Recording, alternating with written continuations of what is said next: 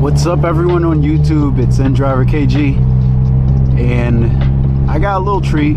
So the other day I went out to Mexico, did a few Mexico runs, so I thought I'd share it with you guys. I happened to turn the meth on for that day, and I turned up the boost a little bit. We went on to a little bit more of an aggressive tune, and we raced the same Type R, that's my boy Dave, and then one of his friends who has a Type R, who has a 271 turbo and is making around 450 horsepower. Also, it was a 335 I, the n54 model with a upgraded turbo, full bolt on. And then believe it was a turbo hatch, a EK. It was a B series. I'm not sure if it was a B16 or B20. I forgot to ask him, but I know he was turbo. That was a good run. And then also we ran a G37, which was a full bolt-on car. He's been wanting to run me for a while. So he's full bolt-on E85 and completely gutted. And he says one of the fastest G37 without boost NA in the tri-state area. So I'm gonna show you that clip right now. Enjoy, guys.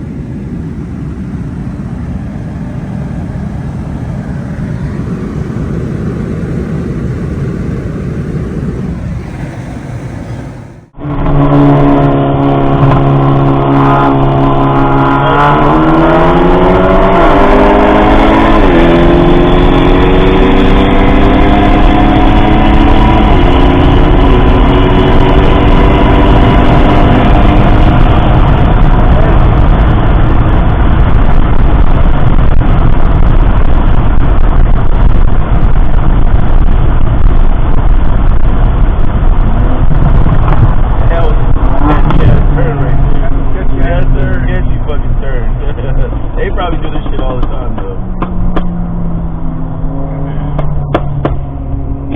I think 60 might be too much. We're going up a little bit. Alright. You ready?